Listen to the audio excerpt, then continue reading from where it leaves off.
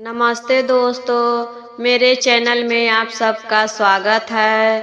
आज मैं सास बहू की कथा सुना रही हूँ। कथा बहुत ही सुंदर है, शुरू से अंत तक जरूर सुनिएगा। अच्छा लगेगा तो लाइक करिएगा, शेयर करिएगा और चैनल पर पहली बार देख रहे हैं तो चैनल को सब्सक्राइब करिएगा। तो चलिए शिव चर्चा के सुंदर कथा सुनाती हूँ। एक गांव में सास और बहू थी। सास और बहू दोनों शिव चर्चा बहुत करती थी। प्रतिदिन शिव चर्चा में जाती थी और ऐसा बात था कि दोनों साथ में जाती थी। एक तो रहता है कि बहू शिव चर्चा करती है तो सास बोलती है और सास शिव चर्चा करती है तो बहू बोलती है। लेकिन यहाँ पर तो सास और बहू दोनों मिलकर शिव चर्चा करती थी। कहीं भी चर्चा होता था दोनों साथ में जाती थी, साथ में घर आती थी और साथ में ही बैठकर घर पर दया मांगती थी। यह सब देखकर गांव के लोग कहते हैं, देखो तो कितना बढ़िया सास बहू का जोड़ी है। कभी नहीं लड़ते झगड़ते हैं, दोनों कहीं भी जाते हैं साथ में जाते हैं। पूजा करना हो या मेला जाना हो, बाजार जाना हो, कहीं भी जाना हो, दोनों साथ में जाते हैं। इनके घर पे कभी भी लड़ाई नहीं होता है। एक हमारे घर में देखो प्रतिदिन झगड़ा होता है। सास बहू के ऐसा जोड़ी तो हम सब कहीं नहीं देखे हैं। कुछ दिन के बाद बहू एक लड़की को जन्म देती है। धीरे धीरे बच्ची बड़ी होने लगी। वो भी अपनी दादी और माँ को देखकर महादेव के भक्त बन गई। अब माँ और दादी के साथ वह भी चर्चा में जाने लगी। अब तो तीनों मिलकर चर्चा में जाते थे। ऐसे ही तीनों का दिन गुजरता गया। बेटी बड़ी हो गई, शादी के योग्य हो गई। सभी लोग उसका रिश्ता खोजने लगे। लड़की मन ही मन सोचती थी कि कैसा परिवार मिलेगा, हमको चर्चा में जाने देंगे या नहीं जाने देंगे, घर पर चर्चा करने देंगे या नहीं करने देंगे, वहाँ पर कोई चर्चा करता होगा कि नहीं, कैसी सास मिलेगी, कैसा पति मिलेंगे। हम इतना महादेव के भक्ति करते हैं, शादी के बाद करेंगे कि नहीं करेंगे, हमको वहाँ करने के लिए मिलेगा कि नहीं। एक जगह लड़की का रिश्ता पक्का हो जाता है। लड़की के शादी हो गया, अपने ससुराल चली गई। ससुराल में वो और उसके पति और सास थे। सास विधवा थी और घर में उसी का चलता था। पति जो था अपनी माँ के हर बात मानता था। अपनी माँ से बहुत डरता था। जो माँ कहती थी वही करता था। बिना बताए अपनी माँ से कुछ नहीं करता था। कोई भी बात हो सब बात अपनी माँ को बताता था।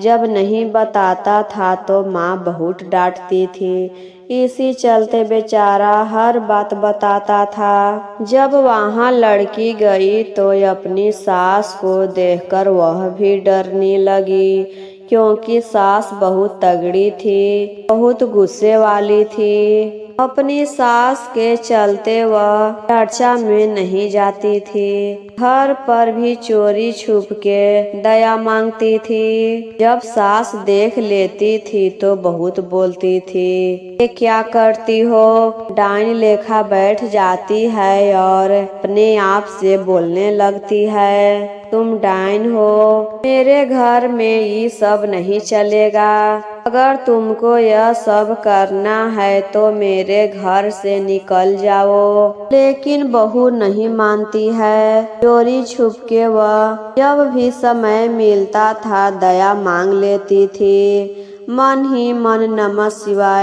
शिवाय के जाप करती थी। कभी ना कभी सास देख लेती थी और बोलने लगती थी। और तो और अपने बेटे को भी बोलती थी, तुम्हारी पत्नी ऐसा करती है, इसे करने के लिए मना करो, नहीं तो हम तुम दोनों को घर से निकाल देंगे। बार बार ऐसा ही कहती थी तो एक दिन गुस्से में वह घर छोड़कर चला जाता है। सोचता है पत्नी से कहेंगे तो वह नहीं मानेगी और माँ को कुछ कहने के लिए हिम्मत ही नहीं है, इसीलिए वह चुपचाप गुस्से में घर छोड़कर चला जाता है। जाते जाते उसे एक मंदिर दिखाई देता है, शिव मंदिर। उसी मंदिर में जाकर रुक जाता है और तो उसे बहुत भूख लगा था। मंदिर के पुजारी कहते हैं, बेटा तुम कहाँ से आ रहे हो और बहुत थके हुए लग रहे हो, तुम्हें भूख लगा होगा। वह सब बताता है अपने जीवन के बारे में कि मेरे साथ कैसा व्यवहार हुआ है और हम घर छोड़कर आ गए हैं। पंडित जी मंदिर में चढ़ा हुआ फल उसे खाने के लिए देते हैं। बेटा यहाँ पर तो इसी से गुजारा करना होगा, यही कुछ फल है जो खाकर अपना भूख मिटाओ। वह फल खा लेता है और पंडित जी से कहता है, बाबा हम यहीं पर रहना चाहते हैं, क्या आप हमें यहाँ पर रहने देंगे। पंडित जी कहते हैं, ठीक है बेटा तुम यहीं पर रह जाओ, हम दोनों साथ में रहेंगे तो मेरा भी मन लग जाएगा। तो उस दिन से वह वहीं पर रहने लगता है और महादेव के परम भक्त बन जाता है।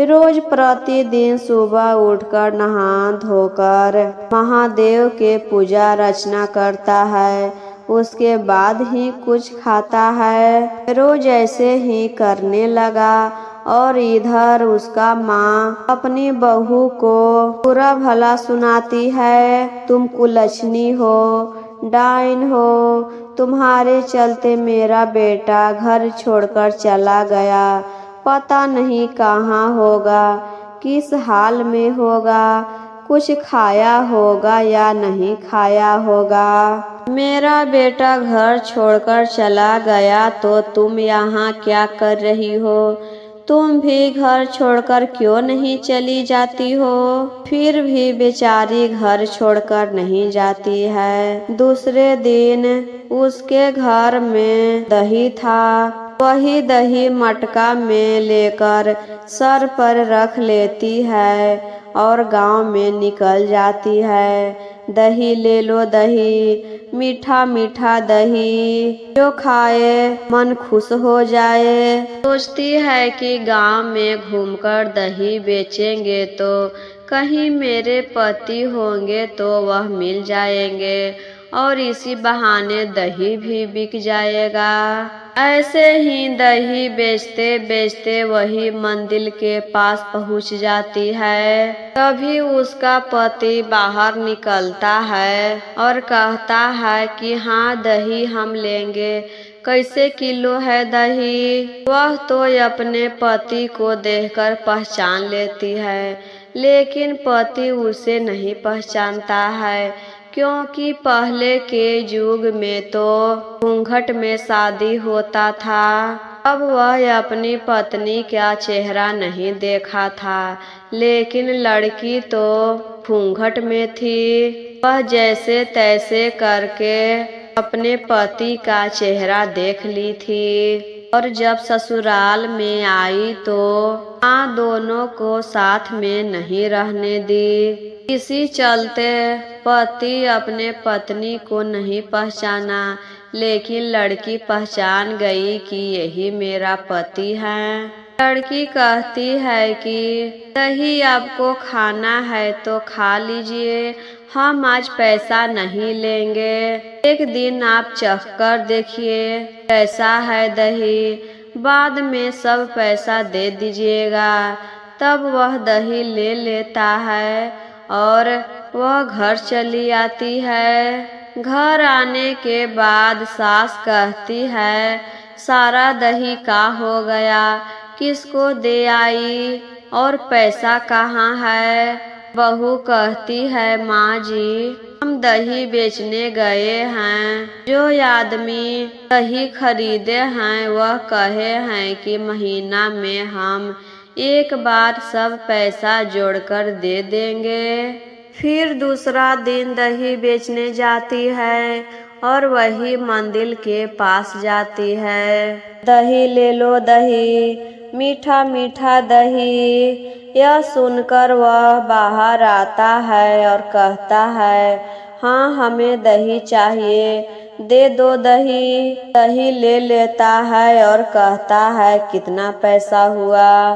तब लड़की कहती है, जाइए आपसे क्या पैसा लेना, आप तो महादेव के भक्त हैं, हम भक्त से पैसा नहीं लेते हैं, हम आपके लिए फ्री में दही लाते हैं। दही देकर घर चली जाती है।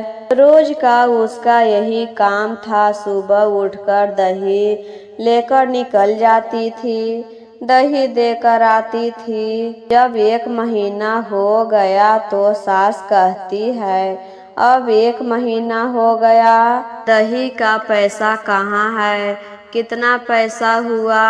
बहू कहती है, माँ जी अभी तक दही का पैसा नहीं मिला है, जब मिलेगा तो आपको हम दे देंगे। सास कहती है, जिसे तुम दही देती हो उसे घर बुला कर लाना। बहू कहती है, माँ जी उनसे आपको क्या काम है? सास कहती है, तुम बहुत सवाल जवाब करती हो, जैसे हम कह रहे हैं वैसे सुनो। तुम उसे घर बुला कर लाना, हम उससे पैसा मांगेंगे, तुमसे पैसा वह नहीं दे रहा है तो हम उससे पैसा मांगेंगे। दूसरे दिन खाली हाथ जाती है मंदिर में, दही लेकर नहीं जाती है। जब उसका पति बाहर निकलता है तो देखता है आज दही नहीं लाई है, खाली हाथ यहाँ पर आई है। वह अपनी पत्नी से कहता है, आज दही क्यों नहीं लेकर आई, खाली हाथ आई हो? पत्नी कहती है, आज आप मेरे साथ चलिए, वहीं पर आपको दही देंगे, आपको मेरी सास बुलाई है। वह कहता है, तुम्हारी सास हमको क्यों बुलाई है? कहती है, पता नहीं, घर पर चलिए तो सब पता चलेगा। तब वह मान जाता है। लड़की आगे आगे और लड़का पीछे पीछे जाने लगता है। जब वह गांव में प्रवेश करता है तो मन ही मन सोचता है, अरे यह तो मेरा गांव है, यह यहाँ पर क्यों लाई है, और यह मेरे गांव के है तो हम इसे पहचान ही नहीं रहे हैं, यह कौन है? फिर वह घर लेकर जाती है। दरवाजा पर पहुँचते ही सोचता है, यह तो मेरा घर है और मेरे घर पर क्यों लाई है, यह कौन है? जैसे ही माँ देख लेती है और अपने बेटे को पकड़ कर रोने लगती है, बेटा तुम कहाँ चला गया था, इतना दिन से तुम कहाँ था, क्या कर रहा था, कितना दुबले पतले हो गए हो? पकड़ कर पूरा रोने लगती है। तब वह कहता है, हम गुस्से में आकर घर छोड़कर चले गए थे और मंदिर में जाकर रह रहे थे, लेकिन यह लड़की कौन है, इसे तो हम नहीं जानते हैं। तब माँ कहती है, यह तुम्हारी पत्नी है, यही तुम्हें वापस लेकर आई है। हम तो इसे कुलच्छनी मानते थे, लेकिन यह तो लक्ष्मी निकली जो मेरा बेटा को खोजकर घर वापस लेकर आई है। यह तो बहुत भाग्यशाली है, मेरी घर के लक्ष्मी है। अपने बहू को भी गले से लगा लेती है और कहती है, आज से तुम मेरी बहू नहीं बेटी हो। आज से तुमको जो मन करेगा वह तुम करना। आज से हम कोई को नहीं रोके टोकेंगे। तुम शिव चर्चा करना चाहती हो तो शिव चर्चा में जाना। तुम अकेली क्यों जाएगी? तुम्हारे साथ हम भी शिव चर्चा करेंगे।